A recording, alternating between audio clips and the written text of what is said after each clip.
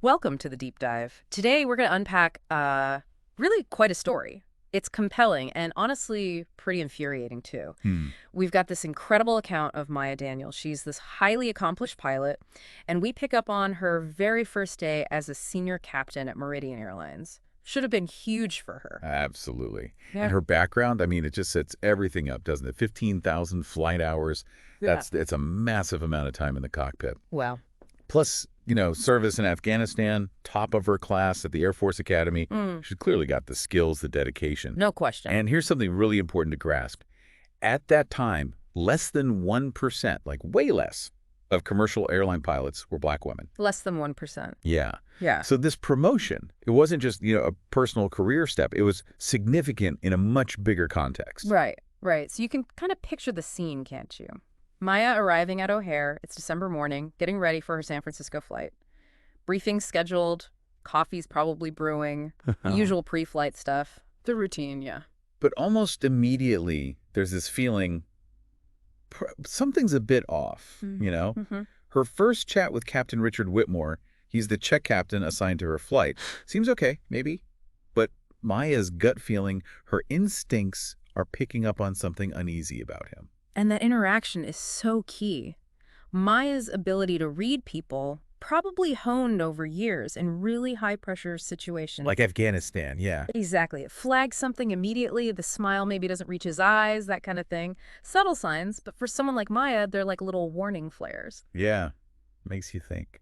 So then they're in the briefing room. Her first officer, James Chen, he seems genuinely happy to be flying with her. Looks like things might be okay. Right. A moment of normalcy, maybe. But then, in walks the executive operations director, Thomas Barrett. Unexpected. This is where it just takes a nosedive. Oh, yeah. Barrett's announcement is just, wow, so blunt. He says, Whitmore's taking command. Maya, she needs to wait outside to be reassigned. And he doesn't even look her in the eye when he says it. Exactly. That deliberate avoidance, it just amplifies the whole thing. The humiliation must have been intense. Totally. Think about it. Her qualifications, this massive milestone flight she was scheduled for, and suddenly she's just dismissed. Publicly. You can feel that power play, can't you? Barrett basically denying her legitimacy right there. Yeah. It's not just unprofessional, it's deeply disrespectful. A tactic, really. And the excuse they give her, get this, inexperience with Meridian's protocol. Seriously. Yeah. Even though the records show she'd flown into San Francisco, SFO, 73 times before. 73. Okay, that's just ridiculous. And James, the first officer, his reaction says it all. He's like, baffled. He tells Maya later, this is absolutely not how they handle new captains. So the excuse is paper thin.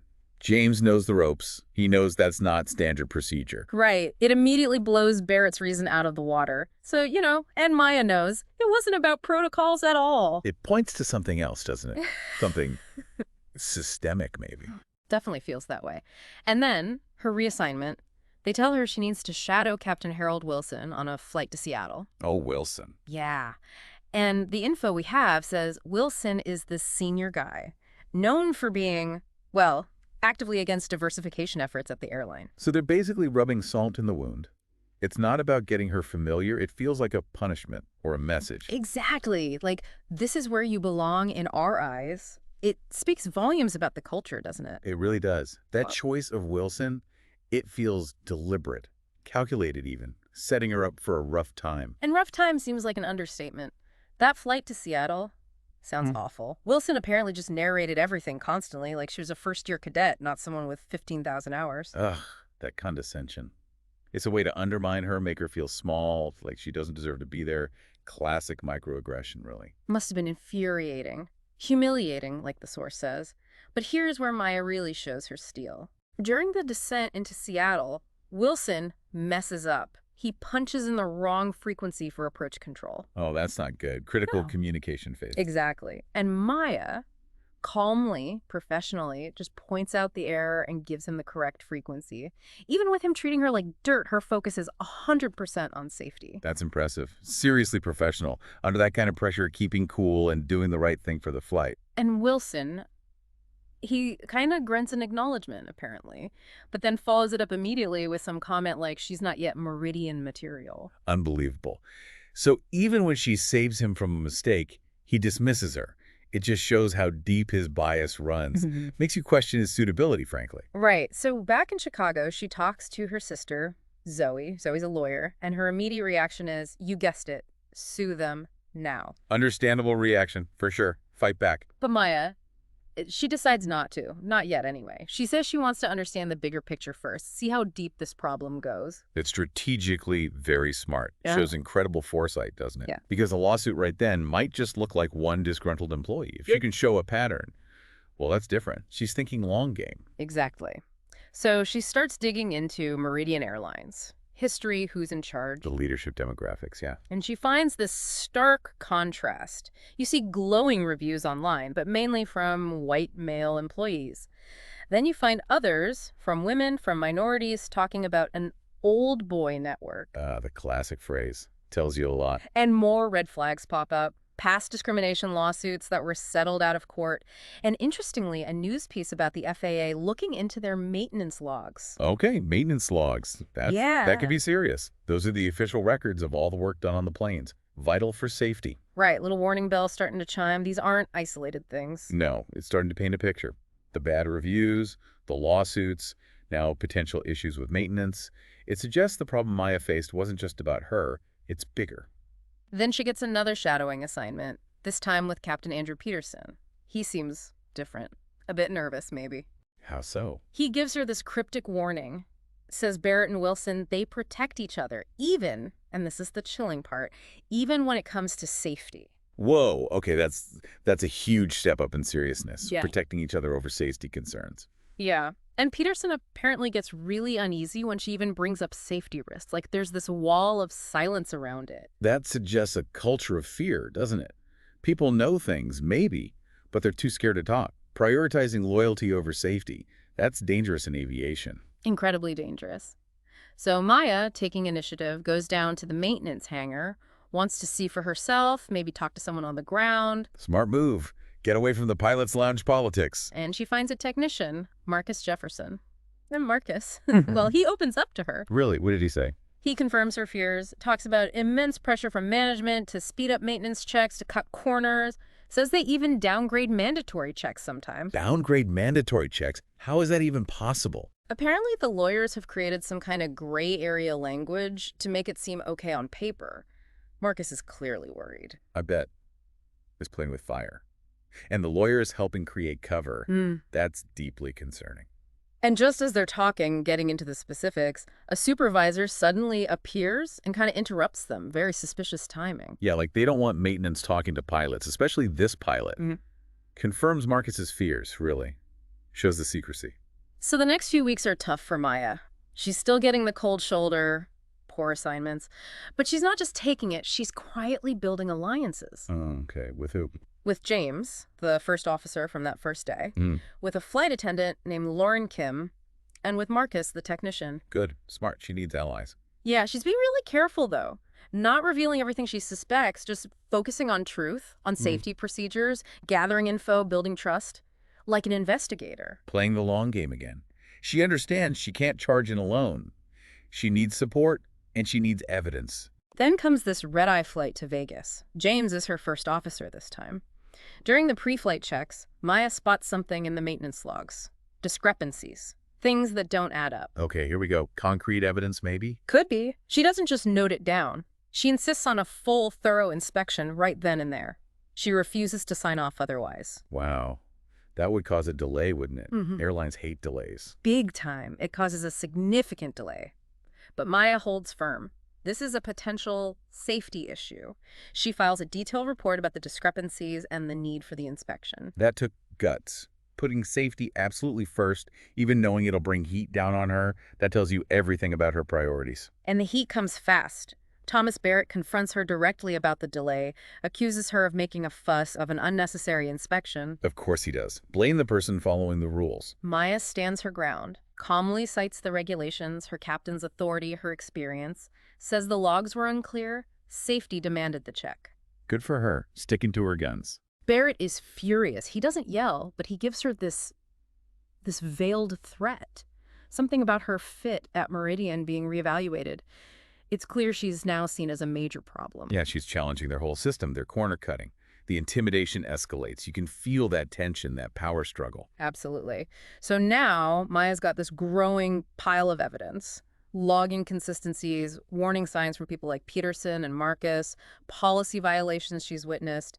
It all points to the same thing. Systemic problems, cutting corners on maintenance, likely for profit, and silencing anyone who raises a flag. Exactly. And the personal risk for her, it's huge now. Her career, her reputation, everything is on the line. Immense pressure. Speaking out against powerful people in a tight-knit industry like aviation, it could easily end her career. That takes extraordinary bravery. Which leads her to the next big step. She calls her sister Zoe again, the lawyer. And this time she also gets Zoe's contact at the FAA. Okay, involving the regulators, that's serious. And she doesn't stop there. She also makes contact with a journalist at the Chicago Tribune, someone known for digging into corporate accountability issues. A two-pronged attack. FAA for the official investigation, media for public pressure. Very smart. She's not just observing anymore, she's taking direct action. It feels like a turning point, doesn't it? The tide is shifting because she's forcing it to. Definitely. She's leveraging external forces now. Increases the chances Meridian can't just sweep this under the rug internally. Things ramp up quickly after that. Maya's scheduled for a flight to Boston. She's preparing for it, but then guess who shows up? Let me guess. Whitmore. Bingo. Captain Richard Whitmore is there to take her flight. And Maya, she's abruptly reassigned to administrative duties. Desk work. Wow. Direct retaliation. They're trying to ground her, keep her away from the planes, away from the logs. Seems like it. But interestingly, right around this time, she starts getting these quiet messages of support. From James, from Marcus, even a brief, encouraging word from Captain Peterson. So her integrity, her standing up, it's starting to resonate. People are seeing it, even if they're still scared to act openly. Ripples are spreading. Yeah. And then Lauren Kim, the flight attendant she allied with, comes through with something huge. What's that? Photos. Lauren managed to take pictures of a cracked cabin pressure valve on a plane. A valve she knew had been reported, but was cleared for flight anyway. Whoa. Photographic proof of a known defect being ignored. Apparently it was ignored because fixing it would have caused crew rest issues and further delays, so they just flew with it cracked. That's beyond negligence. That's actively, knowingly compromising safety. Lauren's photos are potential dynamite. Absolutely. So Maya, she's stuck doing admin tasks, but she's playing along, using the time, and then Marcus Jefferson risks everything. He slips her a USB drive. And what's on it? Everything. Flight logs, internal maintenance records, memos, stuff detailing falsified reports, structural issues being deliberately downgraded. Oh my God. And get this, information about the mechanic, Paul Decker, who raised concerns about engine mounts, his accident shortly after. The memos suggest it wasn't so accidental, that he was silenced. This is explosive. Falsified records, ignored warnings, potential foul play against a whistleblower. Marcus basically handed her the keys to the whole conspiracy. You really did. An incredible act of bravery from him, realizing the depth of the danger. It's a chilling picture of corruption. So now the stage is set. Maya gets called into the executive conference room. Barrett's there, Whitmore, Wilson, and the company lawyers, the whole crew. The showdown. Exactly. They come at her hard. Accuse her of accessing restricted areas, soliciting confidential information from employees, basically trying to paint her as the villain. The classic playbook. Attack the messenger. And then they make her an offer. Resign immediately, sign this non-disclosure agreement, and they'll give her a severance package. Go away quietly. Trying to buy her silence. Keep it all contained. The pressure in that room must have been immense. But Maya, she was ready for this. She listens calmly, then drops the bomb. Okay, what does she say? She tells them her attorney has already submitted a comprehensive report. Everything. The logs, the memos, Lauren's photos, the details about Decker. Already submitted. To who? To the FAA, to the Chicago Tribune journalist. And, she adds, copies have been secured and are ready for distribution to all major news outlets and relevant aviation authorities worldwide if necessary. Wow. Checkmate. She completely flipped the script on them. Totally. And she lays out her demands. Non-negotiable. Ground all unsafe aircraft immediately. An independent external safety audit of the entire airline, and guaranteed protection for all employees who cooperated. Powerful. No severance, no NDA. Just safety and accountability. She took away all their leverage. Masterful. The fallout, as you can imagine, was immediate and catastrophic for Meridian. Emergency maintenance reviews are ordered. FAA steps in. They must have grounded planes left, right, and center. 40% of their fleet. 40. Massive flight cancellations. Chaos at airports. The stock price just tanks. And the FAA launches a full, formal investigation. Then the Tribune story hits, the big expose, and suddenly other former employees start coming forward, corroborating everything Maya found. Floodgates opened. Once the truth started coming out, the whole rotten structure just collapsed. Yeah. Shows how fragile that kind of secrecy really is. In the longer run, Barrett, Whitmore, Wilson, all placed on administrative leave, careers effectively over, the airline couldn't recover, filed for bankruptcy. The end of Meridian Airlines. Pretty much. Eventually, they were acquired by a competitor, Atlantic Airways, and importantly, Atlantic offered jobs to most of the Meridian staff. Except Those executives who were under investigation. So some measure accountability there. a clear signal. A break from the past culture, hopefully. Maya, understandably, takes her time weighing job offers. Her actions sent shockwaves through the whole industry, didn't they? Oh, absolutely. You can bet other airlines started doing some serious internal audits after seeing what happened at Meridian. Nobody wants that kind of scandal. And we see some positive outcomes for her allies, too. Marcus Jefferson. Atlantic hires him as head of maintenance quality control. Fantastic. Using his commitment to safety in a leadership role. That's great news. And Lauren Kim, the flight attendant with the photos, she starts training to become an airline safety officer. Also great. Empowering the people who are willing to speak up. Yeah. Real change. Then comes news of criminal charges being filed against Barrett and some of the others involved. Justice starting to catch up. Important for accountability. And the FAA actually invites Maya to join a new special committee focused on aviation safety oversight. Talk about validation. Huge validation. Recognizing her expertise, her integrity at the highest level, shows her actions could lead to real systemic improvements. The story kind of comes full circle. We see Maya later, flying again. She's a captain for Atlantic Airways now. Back in the left seat, where she belongs. And her first officer on this flight, a young black woman named Tasha Williams, who tells Maya how much her actions inspired her. Oh, that's powerful. Seeing the direct impact, the next generation feeling empowered because of what Maya did. And Maya reflects on it all. There's this quote she gave later to a congressional committee, I think. She said, "In aviation, the truth isn't just a virtue, it's a necessity. The sky forgives many things, but it never forgives lies." That just sums it all up perfectly, doesn't it? The core principle. Safety depends on truth. No shortcuts, no cover-ups. And it seems like Atlantic and the wider industry took some of those lessons to heart. Real changes regarding safety protocols and maybe some slow progress on diversity too. Hopefully lasting change. It shows that even deeply entrenched problems can be tackled if people have the courage Maya showed. There's one last little piece to the story. Maya receives an unexpected email one day. Oh yeah? From who? Richard Whitmore, the check captain from that very first day. No way. What did he want? He offered her an apology, said he was sorry for his part in what happened. Interesting.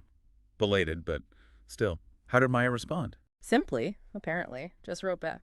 "Apology accepted, Captain Whitmore. The sky belongs to all of us." Wow. Graceful, but also firm, right? Like forgiveness is possible, Yeah. but the principle of inclusion stands. That's quite something. Yeah. And Maya continues her work. She eventually becomes president of operational safety at Atlantic, still advocating, still pushing for improvement. The industry's not perfect, obviously. The system is.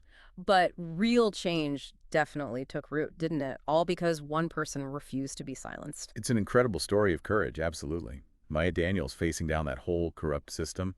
It's remarkable. Her refusal to just accept what was happening, her insistence on the truth, it literally changed an airline and maybe saved lives down the line, prioritizing safety over profit, finally. It really underscores the impact one person can have. Standing up for ethical conduct, for accountability. Yeah. It matters hugely. In any field, really. Makes you think, doesn't it? About our own worlds, our workplaces, our communities. What are the potential maintenance logs going unchecked? The safety concerns maybe being ignored or downplayed? Yeah. What issues are just simmering beneath the surface? And maybe the tougher question, what would it actually take for someone, maybe even us, to speak up about them? Something definitely worth pondering.